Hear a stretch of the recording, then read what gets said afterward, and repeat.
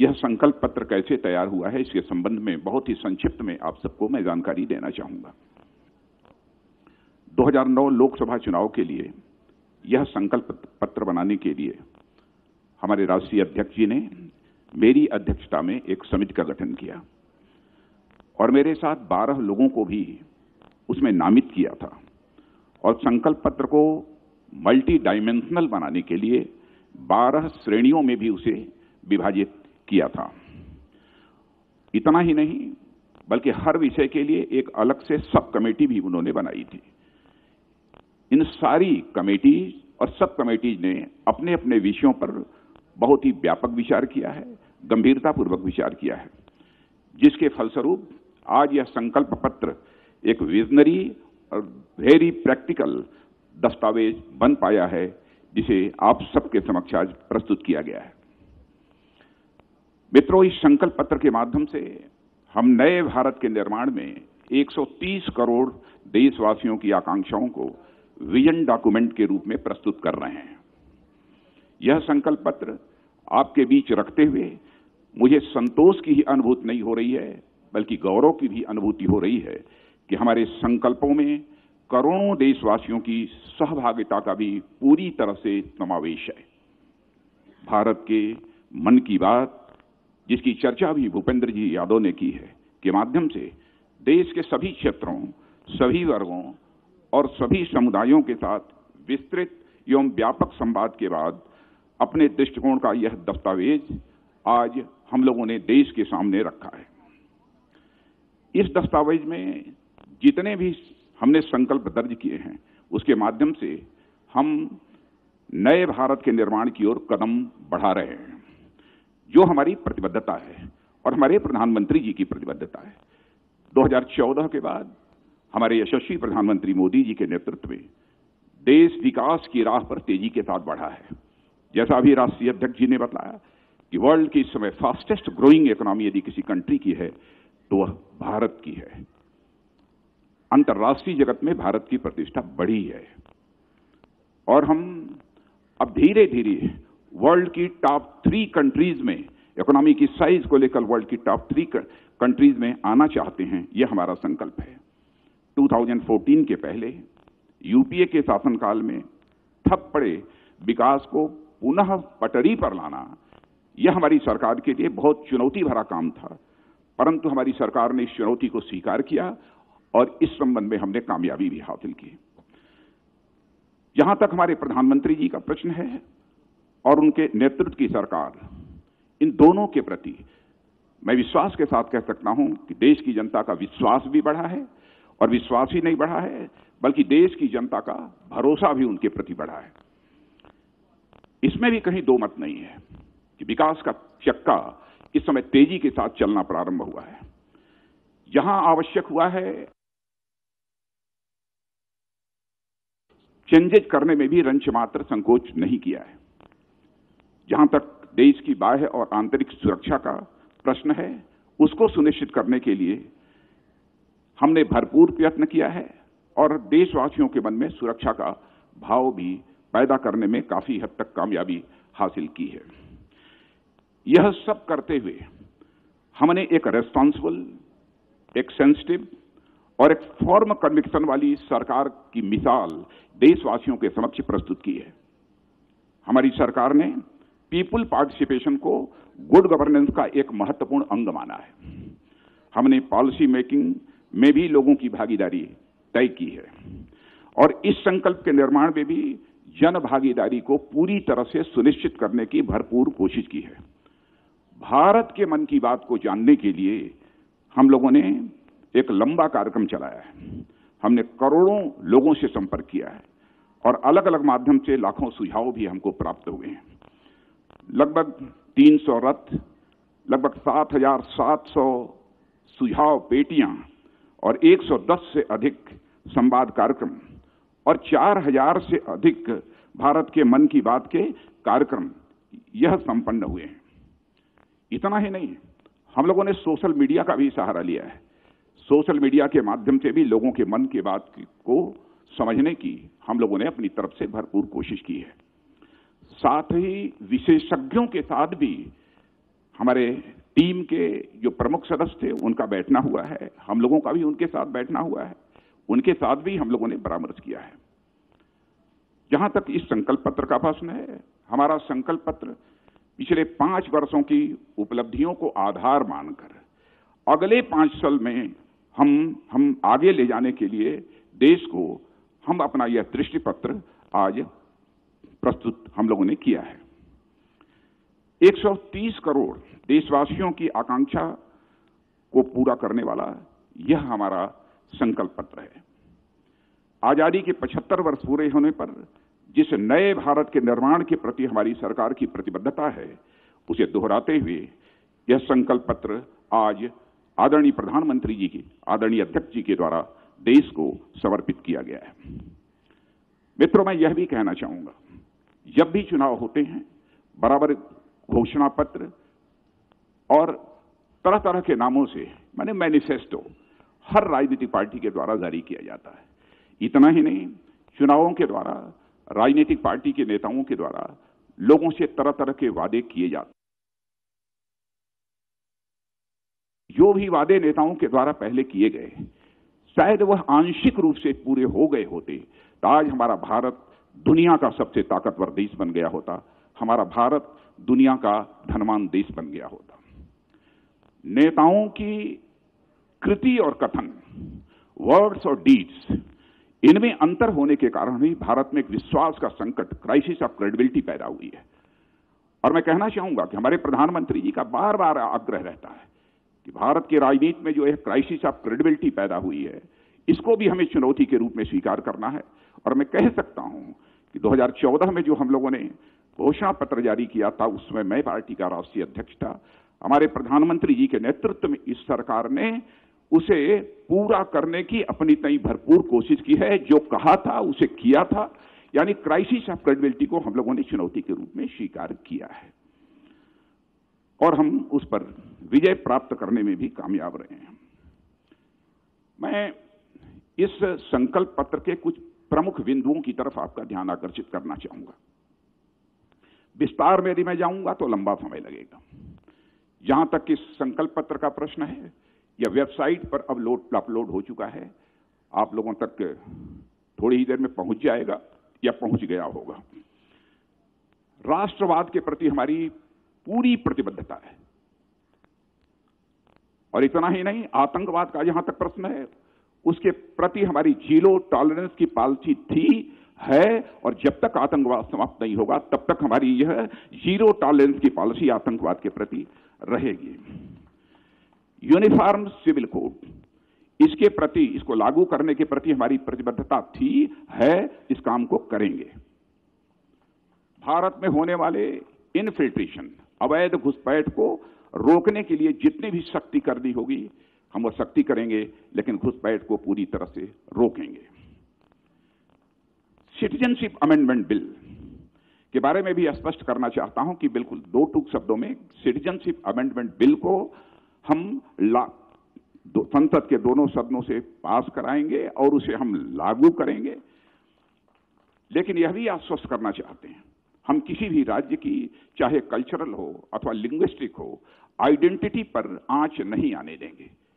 जो भी उनकी पहचान है उसकी पूरी तरह हम प्रिजर्व करेंगे उसे, और उसे हम पूरी तरह से प्रोटेक्ट करेंगे। सब मिला जुला कर कहना हो तो मैं कह सकता हूं कि देश की सुरक्षा के साथ हमारी सरकार किसी भी सूरत में समझौता नहीं करेगी। राम मंदिर का जहां तक प्रश्न है, पिछले चुनावी घोषणा पत्र में भी हम लोगों ने जो संकल्प किया था उसी संकल्प को हम दोहराते हैं। सभी संभावनाओं को तलाश करेंगे और हमारा यह प्रयत्न होगा कि जल्दी से जल्दी सौहार्दपूर्ण वातावरण में भव्य राम मंदिर का निर्माण हो जाए। मैं यहां पर जो इस देश का सबसे बड़ा प्रोड्यूसर और सबसे बड़ा कंज्यूमर है, फार्मर, उसके बारे में कहना चाहूंगा। हमारे प्रधानमंत्री जी ने शासन की बागडोर संभालते ही कहा था कि हम 2022 आते आते किसानों की आमदनी 2 गुना करेंगे। यह हम फिर से अपने उसी संकल्प को दोहरा रहे हैं और उस दिशा में हम 5 वर्षों में तेजी से आगे बढ़े हैं। घोषणा इस संकल्प पत्र में यह भी कहा है कि 1 लाख तक का जो क्रेडिट कार्ड पर लोन मिलता है, 1 लाख तक का क्रेडिट कार्ड पर जो लोन मिलता है, उस पर 5 वर्षों के लिए रेट ऑफ इंटरेस्ट 0% होगा। 0% ब्याज दर पर 1 लाख का वो कर्ज लेंगे। ग्रामीण क्षेत्रों का विकास, हमारी यह धारणा है कि जब तक इस देश के किसानों का विकास नहीं होगा, जब तक इस देश के गांवों का विकास नहीं होगा, तब तक सचमुच हमारे देश के विकास का जो स्वप्न है वह साकार नहीं हो पाएगा। इसीलिए दृढ़ इच्छा शक्ति का परिचय देते हुए हम लोगों ने फैसला किया है कि हमारे प्रधानमंत्री जी ने, अध्यक्ष जी ने, कि 25 लाख करोड़ तक का ग्रामीण क्षेत्र के विकास पर 5 वर्षों में खर्च करेंगे। 25 लाख करोड़। अभी हाल में ही एक किसान सम्मान निधि योजना आदरणीय प्रधानमंत्री जी के द्वारा लॉन्च की गई थी। यानी एक इनकम सपोर्ट था इस देश के किसानों के लिए। 6,000 रुपया प्रति वर्ष जिनके पास 2 हेक्टेयर से कम की जमीन है उनको दिया जाएगा। पहली किस्त जा चुकी है, दूसरी किस्त जाने वाली है। लेकिन मैं यहां प्रशंसा करना चाहता हूं प्रधानमंत्री जी की संवेदनशीलता को। जब इनके साथ इस संकल्प पत्र को तैयार करने के लिए बैठे थे तो उन्होंने ये कहा, प्रधानमंत्री जी ने, कि मुझे कुछ अजीबोगरीब लगता है कि हम कोई भी लाभ यदि देना है तो केवल कुछ ही लोगों तक हम क्यों सीमित रखना चाहते हैं। 2 हेक्टेयर तक का ही किसान नहीं, बल्कि जो भी किसान होगा उस सभी किसानों को हम यह इनकम सपोर्ट 6,000 रुपये का देंगे। यह जो है उन्होंने कहा और उसको हम लोगों ने अपने संकल्प पत्र में शामिल किया। सभी किसानों को यह किसान सम्मान निधि का लाभ मिलेगा। बड़ी बात यह भी हम लोगों ने फैसला किया है, आजाद भारत के इतिहास में शायद किसी ने सोचा नहीं होगा कि स्मॉल और मार्जिनल फार्मर्स, छोटे और सीमांत किसानों को पेंशन की सुविधा भी देंगे। 60 वर्ष के बाद पेंशन की सुविधा भी देंगे। राष्ट्रीय व्यापारी आयोग, हमारे देश के व्यापारी समाज की बहुत लंबे अरसे से यह मांग चली आ रही थी। आयोग बहुत सारे बन गए, लेकिन ट्रेडर्स का, बिजनेसमैन का, इनकी चिंता करने वाला अभी तक कोई आयोग नहीं बना। तो इस संकल्प पत्र में हम लोगों ने यह संकल्प लिया है कि हम राष्ट्रीय व्यापार आयोग बनाएंगे। और राष्ट्रीय व्यापार आयोग जो बनाएंगे, इनएक्टिव यह आयोग नहीं होगा, बल्कि वेरी इफेक्टिव आयोग होगा। एक ऐसा हम राष्ट्रीय व्यापारी आयोग बनाएंगे। यदि हम लघु और सीमांत किसानों को पेंशन दे रहे हैं तो अपने देश के हम अपने व्यापारियों को नहीं छोड़ सकते। इसीलिए हम लोगों ने यह भी संकल्प पत्र में कहा है कि हम देश के छोटे दुकानदारों को भी पेंशन की सुविधा 60 वर्ष के बाद मुहैया कराएंगे। समावेशी विकास, इंक्लूसिव ग्रोथ इस देश का होना चाहिए, यह हम सबकी चाहत है। समाज के सभी वर्ग, चाहे एससी हो, चाहे एसटी हो, चाहे महिला हो, दिव्यांग हो, कोई छूटे ना, सबका विकास होना चाहिए। यह इसका पूरा संकल्प हम लोगों ने अपने संकल्प पत्र में लिया है। और मैं आपसे निवेदन करूंगा कि आप जो हमारा संकल्प पत्र है उसके डिटेल में, उसके विस्तार में जाएं तो सारी चीजें आपको वहां पर मिल जाएंगी। एक संकट, और संकट ही नहीं बल्कि वैसे देश की एक चुनौती भी मानता हूं जो समय समय पर पैदा हुआ है, रीजनल डेवलपमेंट को लेकर रीजनल इम्बैलेंस, क्षेत्रीय असंतुलन। हम लोगों ने यह तय किया है कि भारत के अंदर जो रीजनल इम्बैलेंस है उसको हम समाप्त करके ही दम लेंगे। और मैं प्रधानमंत्री जी को विशेष रूप से बधाई देना चाहता हूं। जब से आपने प्रधानमंत्री की जिम्मेदारी सौंपी है, बराबर आपने इसकी चर्चा की है और क्षेत्रीय असंतुलन को कम करने के लिए, धीरे धीरे उसे पूरे समाप्त करने के लिए आपने कई प्रभावी कदम भी उठाए हैं। एक और आपको याद दिलाना चाहता हूं, प्रधानमंत्री जी ने यह भी कहा था, चुनाव को लेकर इस देश को बहुत बड़े खर्च का वहन करना पड़ता है, बहुत बड़े खर्च की जिम्मेदारी संभालनी पड़ती है। पैसा किसका खर्च होता है? जो हमारे देश के आम नागरिकों की जेब से पैसा आता है, करों के रूप में, वही खर्च होता है। कोई भी संवेदनशील प्रधानमंत्री होगा, स्वाभाविक रूप से उसके मन के अंदर यह भाव पैदा होगा। तो प्रधानमंत्री जी ने उसी समय कहा, देश की जनता का आह्वान किया था, इस पर बहस होनी चाहिए कि देश में सारे चुनाव साथ हों, हर महीने चुनाव नहीं होने चाहिए। तो यह भी हम लोगों ने यह संकल्प इसमें लिया है कि हम इस पर बहस करेंगे और इस पर कंसेंसस बनाएंगे। यह भी हम लोगों का संकल्प है।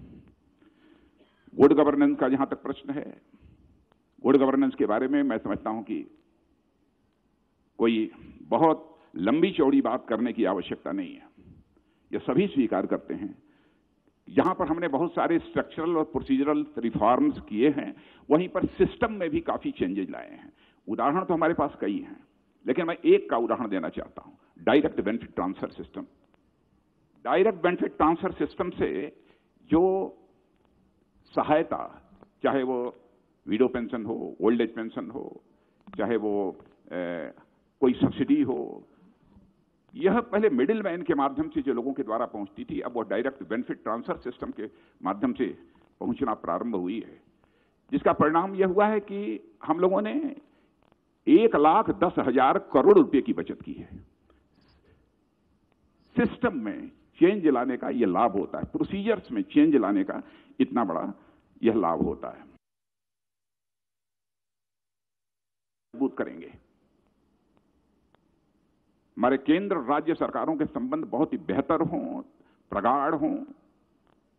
हम उसको और अधिक मजबूत करने के लिए जो भी आवश्यक होगा कदम उठाएंगे। मैं मित्रों यहां बहुत ही संक्षेप में एक और चर्चा करना चाहता हूं कि हमारे प्रधानमंत्री जी ने अपनी प्रतिबद्धता दोहराई है बार बार कि 2022 तक हम नए भारत का निर्माण करेंगे, जब आजादी के 75 वर्ष पूरे होंगे। तो उसको पूरा करने के लिए हम क्या क्या करने वाले हैं। तो ऐसे हमने लगभग 75 स्टेप्स, 75 कदम तय किए। मैं उनमें से सारे पॉइंट्स की चर्चा नहीं करूंगा, लेकिन कुछ सैलिएंट पॉइंट्स कि 2022 तक किसानों की आय को 2 गुना करेंगे और 60 वर्ष की आयु के उपरांत सामाजिक सुरक्षा सुनिश्चित करने के लिए छोटे और सीमांत किसानों हेतु पेंशन योजना, इसकी मैंने चर्चा कर दी है।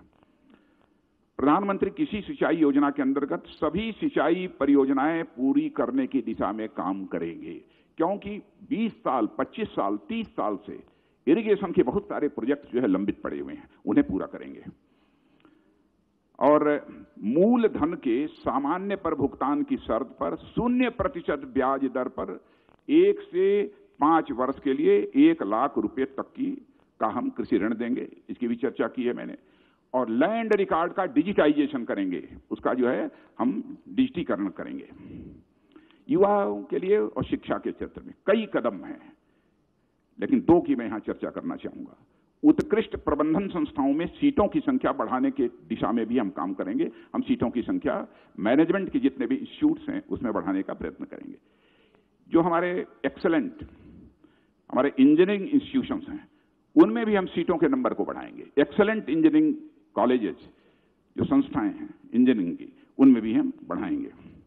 और इतना ही नहीं, लॉ से जुड़े जितने भी इंस्टीट्यूट्स हैं, लॉ कॉलेजेस हैं, उनमें भी सीटों को बढ़ाने की दिशा में हम कदम उठाएंगे। बुनियादी ढांचा माने एक इंफ्रास्ट्रक्चर डेवलपमेंट के लिए प्रत्येक परिवार के लिए पक्का मकान, जिसको कि अध्यक्ष जी ने भी कहा है, अधिक से अधिक ग्रामीण परिवारों के लिए एलपीजी गैस सिलेंडर।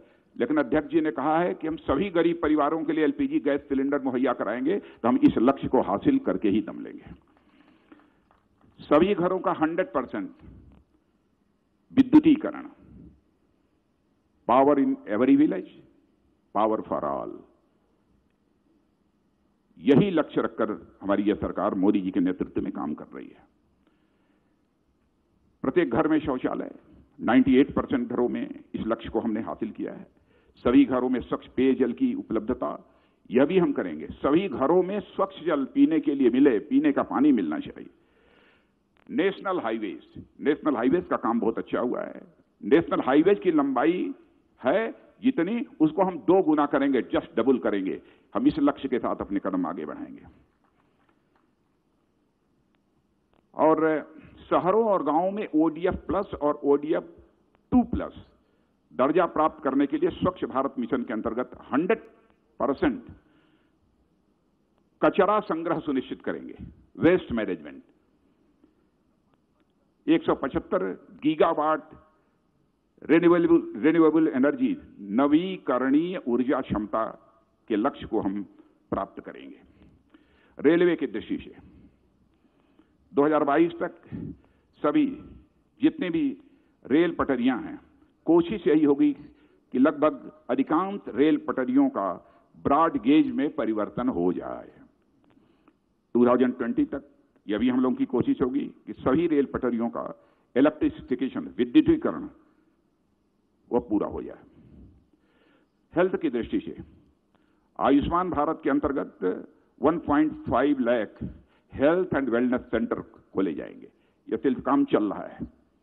75 नए मेडिकल कॉलेजेस और पोस्ट ग्रेजुएट मेडिकल कॉलेजेस की भी स्थापना की जाएगी। और गरीबों के लिए उनके दरवाजे पर ही गुणवत्तापूर्ण प्राथमिक चिकित्सा सेवा सुनिश्चित करने के उद्देश्य से सभी स्वास्थ्य एवं वेलनेस केंद्रों पर टेलीमेडिसिन एवं डायग्नोस्टिक लेबोरेटरी उपलब्ध कराने का भी हम लोगों ने लक्ष्य सामने रखा है। ट्रेन्ड डॉक्टर और जनसंख्या का अनुपात आज बहुत अधिक है। डॉक्टर की संख्या हमारे कम है। पूरी कोशिश हम लोगों की होगी ट्रेन्ड डॉक्टर और जनसंख्या के बीच का रेशियो कम से कम 1:1400 1:1400 हो जाए। यह हमारी ये पूरी कोशिश होगी। पोषण अभियान के अंतर्गत कुपोषण का स्तर घटाने के लिए और कुपोषण में कमी का दर तेज करने का भी लक्ष्य हम लोगों ने निर्धारित किया है। इकोनॉमी, अर्थव्यवस्था, इसका जहां तक प्रश्न है, यह बताने की आवश्यक नहीं है, सारा देश अब इसमें परिचित है। Ease of doing business ranking में भारत की रैंक और भी बेहतर बनाने का काम करेंगे, और भी बेहतर। अभी मैं बोल नहीं रहा हूं कि टॉप 20 में रहेंगे, कहां रहेंगे, लेकिन यह हमारा लक्ष्य है। अभी तक निर्यात, एक्सपोर्ट, उसको 2 गुना करने की दिशा में हमारा यह अब प्रयत्न होगा। और सूक्ष्म, मध्यम और लघु उद्योगों के लिए एक खिड़की अनुपालना एवं विवाद समाधान प्रणाली तैयार करने की दिशा में काम करेंगे। यानी हमारे एमएसएमई के जो उद्योग समस्याओं का समाधान हो, यह हम पूरी तरह से सुनिश्चित करेंगे। स्थिर कर प्रणाली सुनिश्चित करने की दिशा में भी कार्य करेंगे। गुड गवर्नेंस की दृष्टि से प्रत्येक व्यक्ति को 5 किलोमीटर के भीतर बैंकिंग सेवा उपलब्ध हो, इसे हम इंश्योर करेंगे। अदालतों का भी डिजिटाइजेशन का सिलसिला चल रहा है। हम इसको डिजिटाइज भी करने की कोशिश करेंगे और इसे मॉडर्नाइज भी करने की कोशिश करेंगे। डिजिटल ट्रांजैक्शन, डिजिटल लेन देन को भी हम बढ़ावा देंगे। और जहां तक सरकारी प्रक्रियाओं का प्रश्न है, उसे पूरी तरह से डिजिटल बनाएंगे।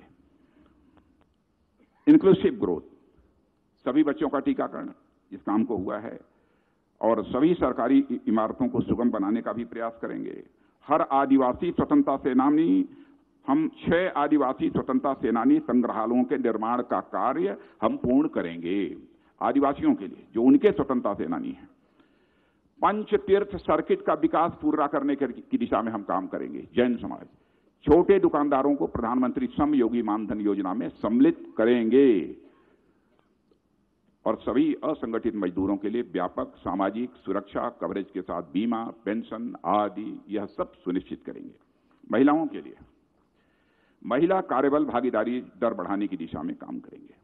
वैसे हमारे यहाँ महिलाओं का पार्टिसिपेशन, अन्य सर्विसेज की बात छोड़ दीजिए, हमारी फोर्सेस में भी बढ़ा है, काफी बढ़ा है। देखिए और अधिक आगे बढ़ाएंगे। 3 तलाक के विरुद्ध कानून बनाकर मुस्लिम महिलाओं के लिए हम न्याय सुनिश्चित करेंगे।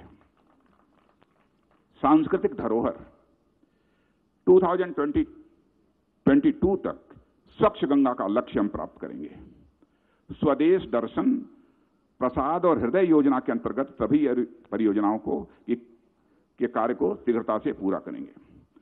सभी राष्ट्रीय संग्रहालयों के संग्रहों का डिजिटाइजेशन करेंगे। मित्रों, यह सब जो प्रमुख हमारे विजन डॉक्यूमेंट के बिंदु थे, पॉइंट्स थे, उस ओर मैंने आप सबका ध्यान आकर्षित किया है।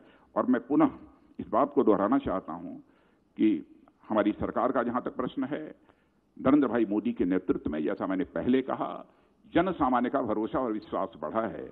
इसलिए हम जो कहा है हमने, उसे हम करके ही दम लेंगे। इसी संकल्प के साथ हम यह संकल्प पत्र देशवासियों के समक्ष प्रस्तुत कर रहे हैं। आप सबको बहुत बहुत धन्यवाद।